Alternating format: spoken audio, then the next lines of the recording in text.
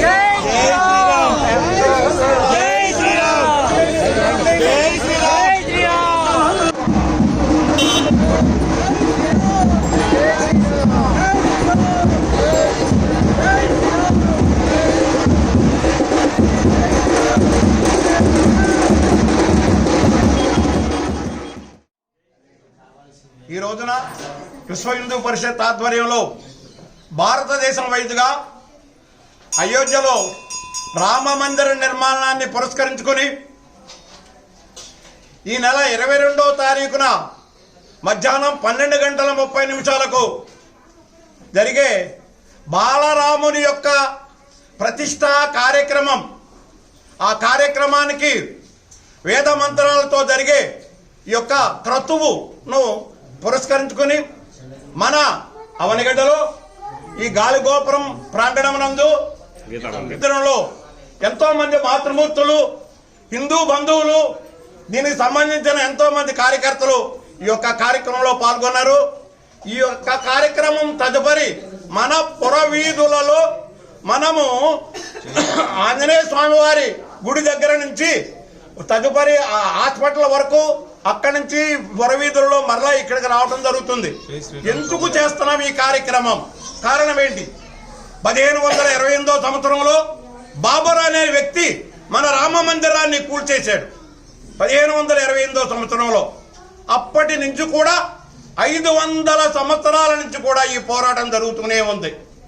మన భారతదేశానికి 1947లో స్వాతంత్రం రావటం, 1949లో బాబరు బురుజులుగా కట్టిన 3 బురుజులలో మధ్య బురుజు నుంచి బాలరాముని విగ్రహం తేజోపాయంగా కనబడతాం.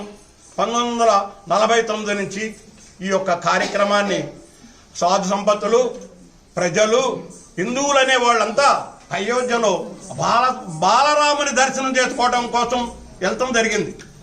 ఆనాడు భారతదేశానికి ప్రధానమంత్రిగా ఉన్న జవహర్లాల్ నెహ్రూ గారికి దగ్గరికి కొంతమంది ముస్లిం సోదరులు పెద్దలు వెళ్ళి, అయ్యా, తమ సమస్యల పరిష్కారానికై అంగన్వాడీలు చేపట్టిన నిరవధిక సమ్మె 40వ రోజుకు చేరుకుంది. తమ సమస్యల పరిష్కారానికై అంగన్వాడీ కార్యకర్తలు చేపట్టిన నిరవధిక సమ్మె 40వ రోజుకు చేరుకుంది. ఈ సందర్భంగా రేవతి సెంటర్లో రాస్తారోకో నిర్వహించారు. కనీస వేతనం 26,000 అందించి తమకు దీర్ఘకాలికంగా ఉన్న సమస్యలను పరిష్కరించాలని డిమాండ్ చేస్తూ అంగన్వాడీ కార్యకర్తలు చేపట్టిన నిరవధిక సమ్మె 40వ రోజుకు చేరుకుంది. ఈ సందర్భంగా రేవతి సెంటర్లో రాస్తారోకో నిర్వహించారు. అఖిలపక్షాల నాయకులు, వివిధ ఉద్యోగ, కార్మిక సంఘాలు అంగన్వాడీల ఆందోళనకు సంఘీభావం తెలిపాయి. యాప్స్ రద్దు చేయాలని, సుప్రీంకోర్టు ఆదేశాల ప్రకారం గ్రాట్యుటీ ఇవ్వాలని, కనీస వేతనం నెలకు 26,000 ఇవ్వాలని డిమాండ్ చేశారు. ఎన్నికల హామీలు అమలు చేయకపోగా తాజా చర్చల్లో కూడా హామీల అమలుపై ఎలాంటి స్పష్టత ఇవ్వలేదన్నారు. తాము ధర్నా చేసిన ప్రతిసారి యాప్స్ పెంచి పని ఒత్తిడి పెంచుతున్నారని తెలిపారు. తక్షణమే తమ డిమాండ్లు పరిష్కారం చేయాలని డిమాండ్ చేశారు. రోడ్ల మీద పడి నైట్ కూడా దోమలు కుట్టించుకుంటూ కనీస సౌకర్యాలు లేకుండా ఇబ్బందులు పడుతూ మా సమస్య పరిష్కారం చెయ్యండి అయ్యా అని ఆడపిల్లలు ప్రాధేయపడుతున్నా కానీ ఈ మొండె హృదయమైన జగన్ సార్ది కరగలేదు ఇంతవరకు. మానవత్వం ఉన్న జగన్ సార్ అనుకున్నాము మేము, కానీ అంగన్వాడీల పట్ల ఇంత నిరంకుశితంగా ఉంటారని మేమైతే అనుకోలేదు. కాబట్టి సార్ ఇప్పటికైనా సరే 40 రోజుల నుంచి చేస్తున్నటువంటి ఆడపడుచుల మీద కనికరం చూపుతారని ఆశపడ్డాం సార్. ఇప్పటి వరకు కూడా అదేమీ లేదు. ఈరోజు 4వ రోజు ఆమరణ నిరాహార దీక్ష చేస్తున్నటువంటి మా రాష్ట్ర నాయకత్వానికి ఏమన్నా ప్రమాదం కానీ జరిగితే అది రాష్ట్ర ప్రభుత్వమే చర్య తీసుకోవాల్సి వస్తుంది. రాష్ట్ర ప్రభుత్వమే సమాధానం చెప్పాల్సి వస్తుంది. వాళ్ళకే కానీ ఎలాంటి హాని కానీ జరిగితే మేము ఎవరం కూడా అంగన్వాడీ వర్కర్స్ హెల్పర్స్ ఎవరం కూడా ఊరుకోము, సహించము కూడా. కాబట్టి ఇప్పటికైనా సరే కళ్ళు తెరచుకొని మానవతా దృక్పథంతో ఆలోచన చేసి స్త్రీలు 40 రోజుల నుంచి అతి కష్టం మీద ఛార్జీలు ఉండి కానీ ప్రభుత్వము అసలు దిగి రావట్లేదు. మా పట్ల ఎందుకు అంత అనామర్షంగా ప్రవర్తిస్తుందో తెలియట్లేదు. మేమేం తప్పు చేశామో కనీస వేతనం ఇమ్మంటున్నాం. కనీస వేతనం మేము బతకడానికి, ఒక కుటుంబం బతకాలంటే కనీసం 26,000 కావాలి. కాబట్టి మేము ప్రభుత్వాన్ని ఏమడుగుతున్నాము, ఆడకూతుళ్ళు 40 రోజుల నుంచి రోడ్ల మీద పడి కొట్టుకుంటున్నాం. కానీ మాకేదైనా జరిగితే ఈ ప్రభుత్వాన్ని మేము వదలం. ఈ రాష్ట్ర ప్రభుత్వం మేము అసలు వదిలేదే లేదు. మీకు ఉండి వస్తున్నామో లేక వస్తున్నామో మా బాధలు ఎవరికీ తెలియదు.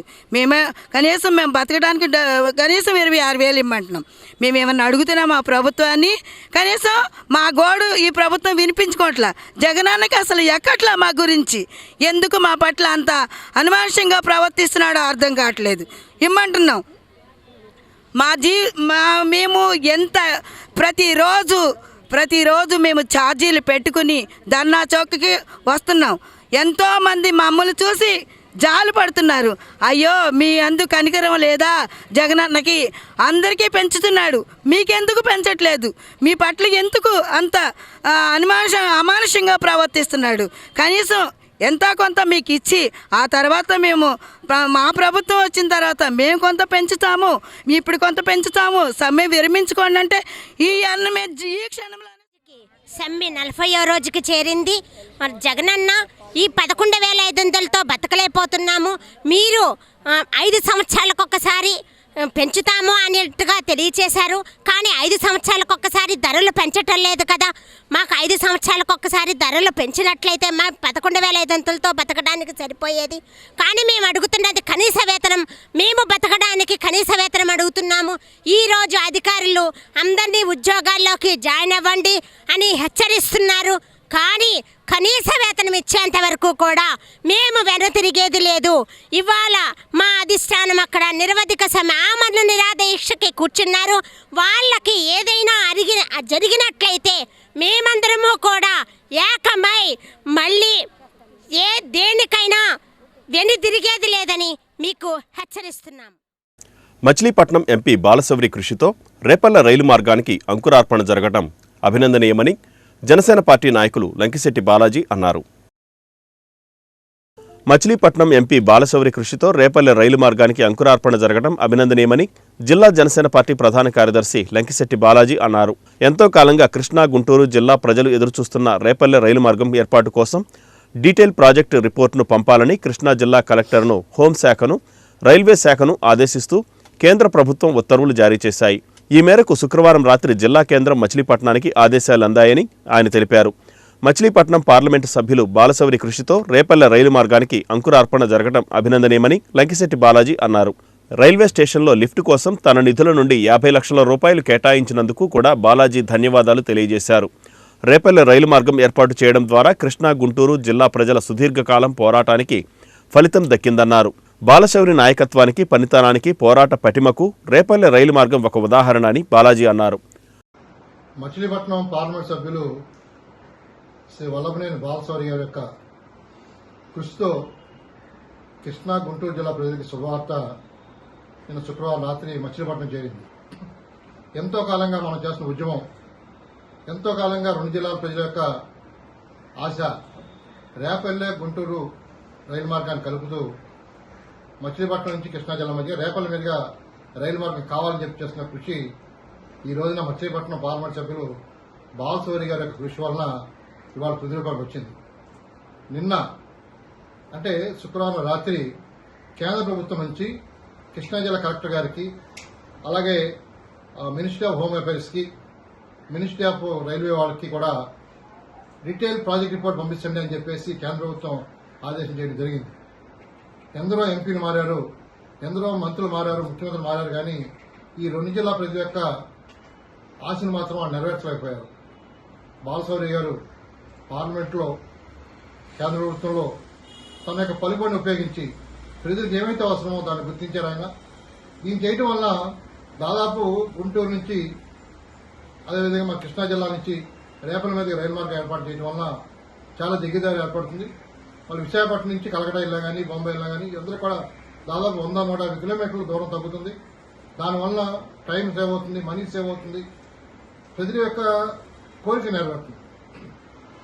ఒక బాధ్యత గల రాజకీయ నాయకుడు కులాలకు అతీతంగా, మతాలకి, ప్రాంతాలకు అతీతంగా స్వార్థం లేకుండా ప్రజలకు సేవ చేయాలనేది బాలశౌరి గారు నిరూపణ చేశారు. గతంలో బాడీ రామకృష్ణ గారు మచిలీపట్నం ప్రజల కోసం 4 ట్రైన్లు తీసుకోవడం జరిగింది. కాబోయేటువంటి ప్రతి నాయకుడు కూడా జనానికి ఏం కావాలి, పట్టణం అభివృద్ధికి ఏం చేయాలని చెప్పి దానికి కృషి చేయాలి. అందులో అగ్రగణ్యంలో ఇవాళ బాలశౌరి గారు నిలబడ్డారు.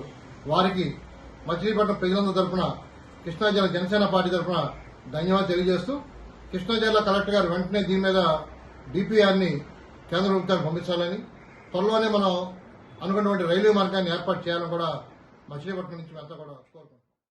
అంగన్వాడీ ఉద్యోగులపై ప్రయోగించిన ఎస్మా చట్టాన్ని రద్దు చేయాలని డిమాండ్ చేస్తూ పలు రాజకీయ పార్టీలు రాస్తారోకో నిర్వహించాయి. అంగన్వాడీ ఉద్యోగులపై ప్రయోగించిన ఎస్మా చట్టాన్ని రద్దు చేయాలని పలు రాజకీయ పార్టీ నాయకులు రాస్తారోకో చేపట్టారు.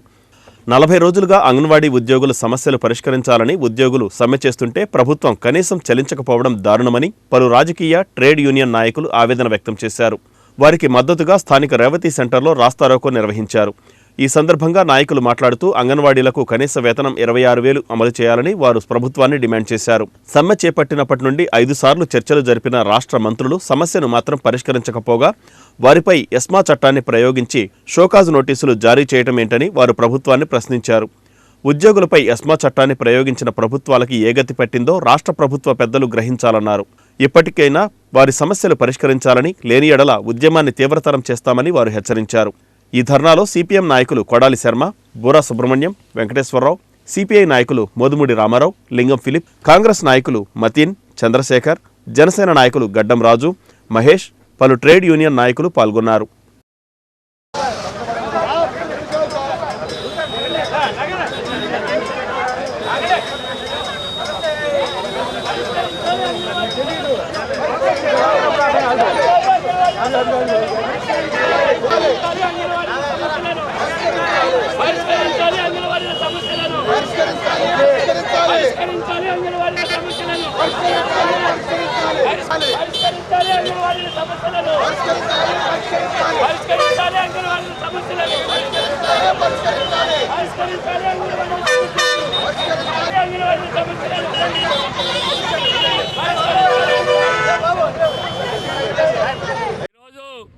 అంగన్వాడీల పట్ల రాష్ట్ర ప్రభుత్వం మొండి వైఖరి విధానానికి వ్యతిరేకంగా అంగన్వాడీల సమస్యల వెంటనే పరిష్కారం చేయాలని మచిలీపట్నంలో ఉన్న కార్మిక సంఘాల ఆధ్వర్యంలో రేవతి సెంటర్లో రాస్తారోకో కార్యక్రమాన్ని నిర్వహించడం జరిగింది. ప్రధానంగా ఈ రాష్ట్ర ప్రభుత్వం అంగన్వాడీలు కోరేది గొంతెమ్మ కోరికలు కాదు, న్యాయమైన సమస్యలు, వారి న్యాయమైన సమస్యలు పరిష్కరించాలని కోరుతూ ఇప్పటికీ 40 రోజుల నుంచి మరి సమ్మె చేస్తూ ఉన్నారు. ఈ రాష్ట్ర ప్రభుత్వం 5 సార్లు వాళ్ళని చర్చలకు పిలిచింది. ప్రధానమైన సమస్య ఈరోజు కనీస వేతనం. ఈరోజు కనీస వేతనాన్ని అమలు చేయకుండా అనేక రకాల సమస్యలు మేము పరిష్కారం చేశాం కాబట్టి మీరు సమ్మె విరమించమని ఈ రాష్ట్ర ప్రభుత్వం చెప్పడం దుర్మార్గం. కాబట్టి ఈరోజు నిత్యావసర సరుకుల ధరలకు అనుగుణంగా ఈ 4.5 సంవత్సరాలు అనేక వేల రెట్లు శాతం ఈరోజు రేట్లు పెరిగినాయి. కాబట్టి ధరలకు అనుగుణంగా వారి వేతనాలు పెంచాలని సిపిఎం పార్టీగా సిఐటిగా రాష్ట్ర ప్రభుత్వాన్ని డిమాండ్ చేస్తా ఉన్నాం. వారి సమస్య పరిష్కరించకుండా ఈరోజు తాత్సారం చేస్తూ ఉంది.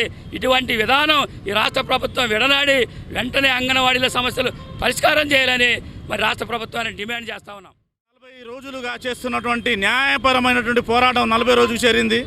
ఈరోజు రాష్ట్ర పార్టీ పిలుపు మేరకు మరి రాస్తారోగులు నిర్వహించడం జరిగింది మచిలీపట్నం రేవతి సెంటర్లో. మరి పోలీసు వారు దానికి విఫలం చేయడానికి ప్రయత్నం చేయడం జరిగింది. ఏది ఏమైనా అంగన్వాడీ చేస్తున్నటువంటి న్యాయమైనటువంటి పోరాటం ప్రభుత్వం చూసి మొద్దు నిద్రపోతోంది. ప్రభుత్వం ఇప్పటికైనా ఆ మొద్దు నిద్రను విడనాడాలి.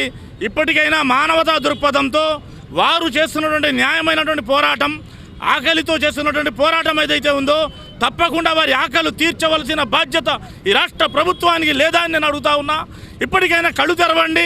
వారు పిల్లల్ని వదిలి మరి ఫ్యామిలీని వదిలి రోడ్డు మీద ఎండ జెండలో చలిలో కూడా కలెక్టరేట్ దగ్గర దీక్షా శిబిరం వద్ద కూర్చుని ఉన్నారు. ఇప్పటికైనా మీరు కళ్ళు తెరవండి, లేని పక్షంలో కాల గర్భంలో కలిసిపోతారు. ఈ సందర్భంగా తెలియజేసుకుంటూ ఐఎన్టీయూసీగా కేంద్ర కార్మిక సంఘంగా కాంగ్రెస్ పార్టీగా సంపూర్ణమైనటువంటి మద్దతును ఈరోజు మరి అంగన్వాడీల దీక్షకు మేము మద్దతు ఇవ్వడం జరుగుతుంది. గడిచిన 40 రోజుల నుంచి కూడా అంగన్వాడీలు న్యాయమైన కోరికలు తీర్చాలని చెప్పి వారి డిమాండ్లు నెరవేర్చాలని చెప్పి ఇక్కడ దీక్ష చేస్తూ ఈ రోజున రాస్తారోకో చేశారు. ఈ విషయం మీద గతంలో మేము మా రాష్ట్ర అధ్యక్షులైన పవన్ కళ్యాణ్ గారి దృష్టిలో కూడా పెట్టడం జరిగింది. ఎక్కడైతే మహిళ ఆనందంగా ఉంటుందో ఆ రాష్ట్రం సుభిక్షంగా ఉంటుంది. 40 రోజుల నుంచి కూడా అంగన్వాడీల బతుకులన్నీ కూడా రోడ్డు మీద పెట్టినటువంటి ముఖ్యమంత్రికి రాబోయేటటువంటి రోజుల్లో చెంపపెట్టుగా ప్రజలు సమాధానం చెప్తారు. వీరి న్యాయమైనటువంటి కోరికలు వచ్చేటటువంటి జనసేన టీడీపీ ప్రభుత్వం ఖచ్చితంగా అమలు చేస్తుంది.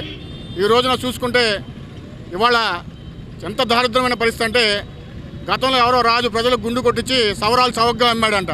అట్లా ఉంది ఈ పాలన. ఇవాళ ఏది కొనాలన్నా కూడా కనీసం తింటాకి తిండి కూడా కొనేటటువంటి పరిస్థితి లేనటువంటి ఈ రోజుల్లో చాలని జీతాలతో భావి భారత పౌరులను తీర్చిదిద్దేటటువంటి ఉన్నతమైనటువంటి ఉద్యోగాల్లో ఉన్నటువంటి అంగన్వాడీలని వాళ్ళు ఇలా క్షోభ పెడతాం మంచిది కాదని చెప్పి మేము తెలియజేసుకుంటూ వాళ్ళకి ఎప్పుడు కూడా జనసేన పార్టీ అండగా ఉంటుందని చెప్పి సెలవు తీసుకుంటున్నాం. అయోధ్యలో రామమందిరంలో విగ్రహ ప్రతిష్ఠ సందర్భంగా ఈ నెల 22న పలు ఆధ్యాత్మిక కార్యక్రమాలు నిర్వహిస్తున్నట్లు హిందూ ఐక్యవేదిక తెలియజేసింది. అయోధ్య రామ మందిరంలో విగ్రహ ప్రతిష్ఠ సందర్భంగా ఈ నెల 22న మచిలీపట్నంలో హిందూ ఐక్యవేదిక ఆధ్వర్యంలో ఆధ్యాత్మిక కార్యక్రమాలు నిర్వహిస్తున్నట్లు సంస్థ ప్రతినిధులు తెలిపారు. కార్యక్రమాల గోడ పత్రికలను శుక్రవారం బృందావనపుర కళ్యాణ మండపంలో పలువురు ప్రముఖులు పాల్గొని ఆవిష్కరించారు. కోనేరు సెంటర్లో సీతారామ కళ్యాణంతో పాటు దేవతామూర్తుల విగ్రహాల ఊరేగింపు, రామనామ సంకీర్తన తదితర పూజలు జరుగుతాయని భక్తులందరూ పాల్గొని విజయవంతం చేయాలని కోరారు. విష్ణుభొట్ల సూర్యనారాయణ శర్మ ఘనాపాటి, urban bank chairman Pallapothu Subrahmanyeswararao, municipal మాజీ చైర్మన్ మోటమరి బాబాప్రసాద్తో పాటు వివిధ సంస్థల ప్రతినిధులు పాల్గొన్నారు. మన అందరి కళ దాదాపు 495 సంవత్సరాల క్రితం నుంచి అనేక మంది తపస్సు చేసి అనేక పోరాటాలు చేసి అనేక రకాలైనటువంటి ప్రయత్నాల ద్వారా సాధించుకున్నటువంటి ఒక అద్భుతమైనటువంటి కళ నిరూపితమై మన కళ్ళ ముందు ప్రత్యక్షమైనటువంటి అద్భుతమైన భవ్యమైన దివ్యమైనటువంటి రామమందిర నిర్మాణం, రాముడు నడయాడిన చోట, రాముడు పుట్టిన చోట, రామచంద్రమూర్తి పరిపాలన చేసి రామరాజ్య స్థాపనం చేసినటువంటి అయోధ్య నగరంలో అద్భుతమైనటువంటి రామాలయ నిర్మాణం జరిగి అందులో ఈ నెల 22వ తారీఖు సోమవారం నాడు రామచంద్రమూర్తి యొక్క దివ్య మూలమూర్తిని ప్రతిష్ఠ చేసుకునేటువంటి ఈ శుభతరుణంలో సనాతన ధర్మ పరిరక్షకులు,